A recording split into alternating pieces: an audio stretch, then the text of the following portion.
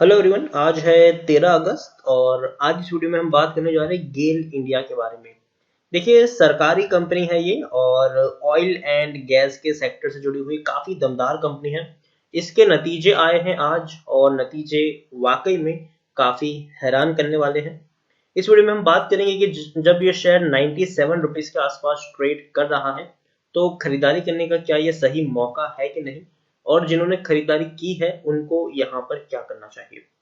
तो वीडियो को शुरू करूँ उससे पहले अगर आपने अभी तक चैनल को सब्सक्राइब नहीं किया है तो प्लीज अभी इसे सब्सक्राइब कर लीजिए, क्योंकि आगे भी बहुत सारे वीडियोस हैं जो आपको काफी ज्यादा हेल्प करेंगे।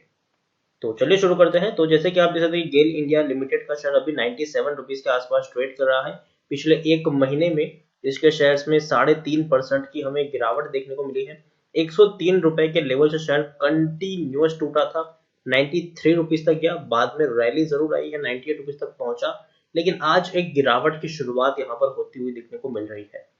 पिछले एक साल की हम बात करें तो पिछले एक साल में गेल इंडिया में 22% की गिरावट, 140 रुपए के लेवल से शेयर टूट कर नीचे आया, और पेंडेमिक का जो दौर था उसमें 69 रुपीज तक ये शेयर टूट गया था।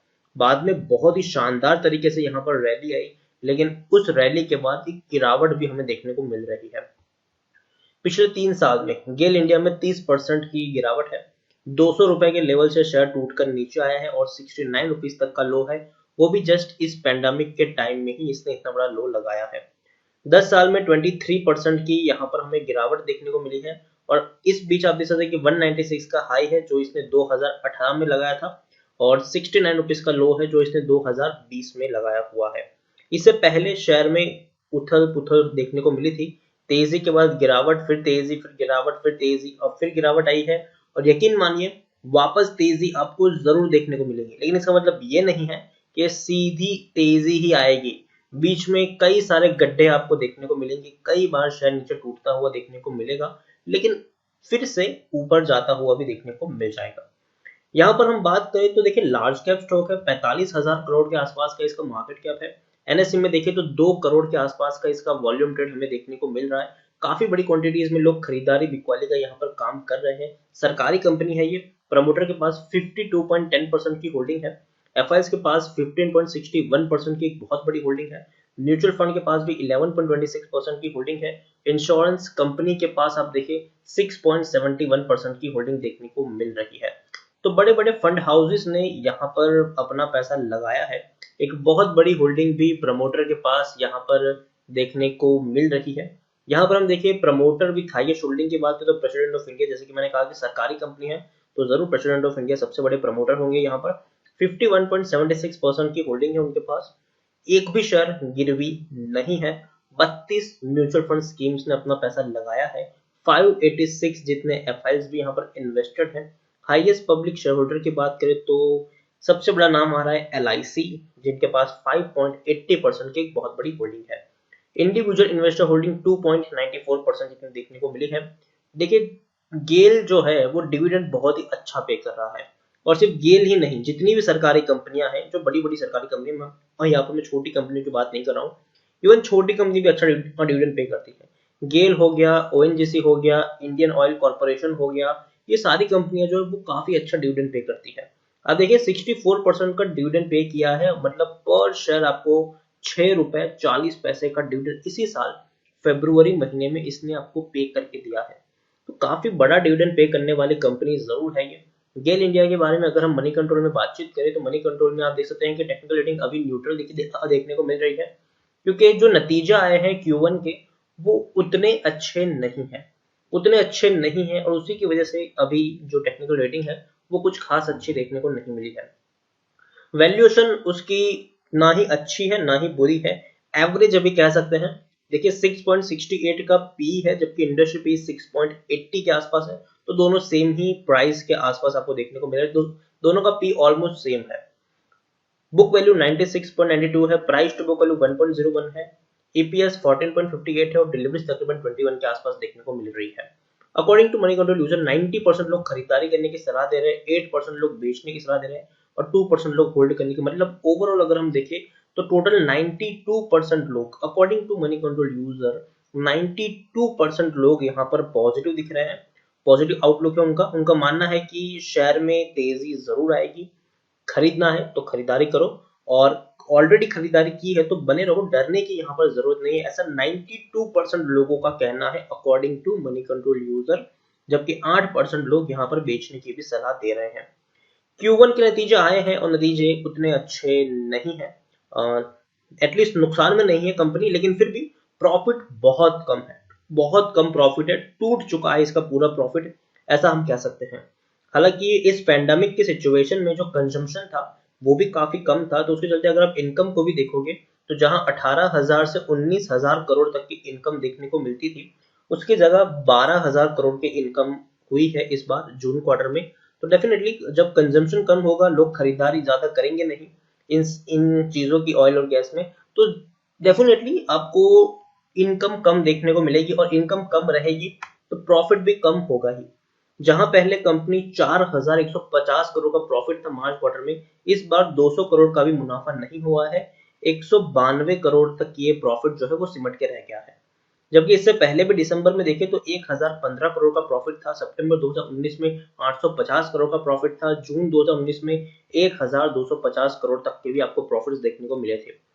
तो शायद बहुत वक्त बाद ऐसा हुआ होगा कि इतनी दमदार कंपनी गेल जैसी कंपनी ने इतना कम मुनाफा रिपोर्ट किया हो, बहुत वक्त बाद, इससे पहले भी किया होगा लेकिन बहुत वक्त बाद ऐसा मुनाफा इन्होंने रिपोर्ट किया होगा। तो काफी बुरे नतीजे हैं, और जैसे कि मैंने कहा कि ऐसा नहीं था कि किसी को पता नहीं था कि ऐसे नतीजे नहीं आएंगे, ऑलमोस्ट ऐसे नतीजे एक्सपेक्टेड थे ही, लेकिन इतने बुरे आएंगे वो एक्सपेक्टेड नहीं था। सबको पता था कि प्रॉफिट बहुत कम होगा, लेकिन इतना ज्यादा कम हो जाएगा ये किसी को पता नहीं था। तो अच्छे नतीजे नहीं है। आज ही क्वार्टरली रिजल्ट उनका अनाउंस हुआ है, डिक्लेयर हुआ है। शेयर होल्डिंग की बात करें तो प्रमोटर अपनी होल्डिंग को बढ़ा रहे हैं, सॉरी थोड़ी सी डिक्रीज की है, 52.19% की होल्डिंग 51.76% है, एक भी शेयर गिरवी नहीं है, बहुत अच्छी बात है। एफआईएल्स की मैं बात करूं तो एफआईएल्स अपनी होल्डिंग को कट डाउन किया है क्वार्टर दर क्वार्टर, 18.66% की होल्डिंग आज 15.51% देखने को मिली है।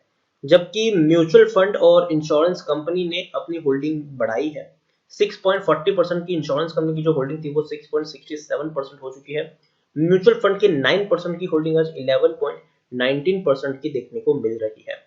तो देख सकते हैं कि बड़े बड़े फंड हाउसेस ने आज भी शेयर में खरीदारी का मन बनाया है, और काफी अच्छी खरीदारी की भी है यहाँ पर, और बहुत सारी क्वांटिटीज में अभी भी बड़े फंड हाउसेस यहाँ पर निवेशित हैं। लेकिन इसके जो नतीजे आए हैं, जो नतीजा है उसकी वजह से शॉर्ट टर्म के लिए थोड़ी सी गिरावट तो जरूर आएगी, ऐसा नहीं है कि शेयर नहीं टूटेगा। लेकिन एक चीज है कि नतीजे ऑलरेडी मार्केट क्लोज होने से पहले आ चुके थे इसके। आज अगर हम बात करें तो गेल के जो नतीजे हैं वो मार्केट क्लोज होने से पहले आ चुके थे, क्योंकि देखिए 99 रुपए के ऊपर शेयर ट्रेड करा था, और जैसे ही रिजल्ट्स आए अच्छे नहीं थे, फौरन ये शेयर टूटना शुरू हो गया, और 96 रुपीज तक भी ये पहुंचा, बाद में थोड़ा सा संभला जरूर, और 97 रुपीज के आसपास क्लोज भी ये हुआ है। तो फिर भी उतनी बड़ी गिरावट देखने को नहीं मिली, लेकिन हाँ आने वाले कुछ दिनों तक हल्की सी गिरावट आपको यहाँ पर देखने को मिल सकती है। हो सकता है कि शेयर 95 रुपए तक चला जाए, 90 रुपए तक भी चला जाए, लेकिन मुझे लगता है कि ये जो गिरावट आने वाली है वो आपके लिए एक बढ़िया अपॉर्चुनिटी होगी, क्योंकि लॉन्ग टर्म में शेयर रिकवर कर ही लेगा। क्योंकि अगर हम बात करें जून में नतीजे अच्छे नहीं आए, इसका मतलब ये नहीं है कि सितंबर में भी अच्छे नतीजे नहीं आएंगे। सितंबर में जब बहुत शानदार नतीजे आएंगे तब लोग खरीदने के लिए लाइन लगाएंगे यहाँ पर। तो मैं यही कहूंगा कि शॉर्ट टर्म में गिरावट जरूर यहाँ पर आ सकती है, तो अभी फ्रेश बाइंग करने की गलती मत करिए। लेकिन हाँ, अगर आपको 90 रुपए के आसपास ये शेयर मिलता है तो मेरे हिसाब से जरूर आपको यहाँ पर पोजीशन बनानी चाहिए। तो मैं यही कहूंगा कि और आपने ऑलरेडी खरीदारी की है और आपका नजरिया है लंबी अवधि का, लंबी अवधि से मेरा मतलब 5 या 10 साल बिल्कुल भी नहीं है, लंबी अवधि का मतलब है कि आपका कम से कम 1 साल का नजरिया है यहाँ पर, तो पैनिक में आकर बेच के निकलने की जरूरत नहीं है। आप चाहे तो बने रह सकते हो, अगर थोड़ी सी गिरावट आती है तो उसमें थोड़ी और क्वांटिटी आप यहाँ पर ऐड कर सकते हो, और कम से कम 1 साल का प्लान लेके चलिए, यहाँ पर जरूर आपको तेजी देखने को मिल जाएगी। लेकिन हाँ, इसका मतलब ये नहीं है कि शेयर गिरेगा नहीं, शॉर्ट टर्म में शेयर में गिरावट आ सकती है, और उस वक्त आप चाहे तो थोड़ी सी क्वांटिटी ऐड कर सकते हो। 90 रुपए के आसपास अगर आप खरीदारी करते हो तो आई थिंक वो एक अच्छी बाइंग होगी आपके पास। और दूसरी चीज मैं आपको ये कह दूं एक खरीदारी करो भी तो एक साथ एक ही प्राइस में बहुत सारे शेयर्स मत खरीदो।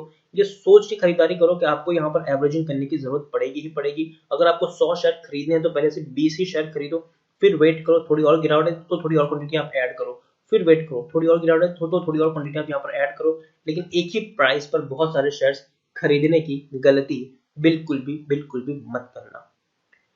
तो इसी के साथ वीडियो को एंड करूंगा। अगर आपको वीडियो पसंद आया हो तो प्लीज इसे लाइक करो, शेयर करें। अगर आप चैनल पर पहली बार आए हैं तो प्लीज सब्सक्राइब करो। गेल इंडिया के बारे में आप क्या सोचते हैं वो भी आप मुझे कमेंट में लिखकर बता सकते हैं। Thank you.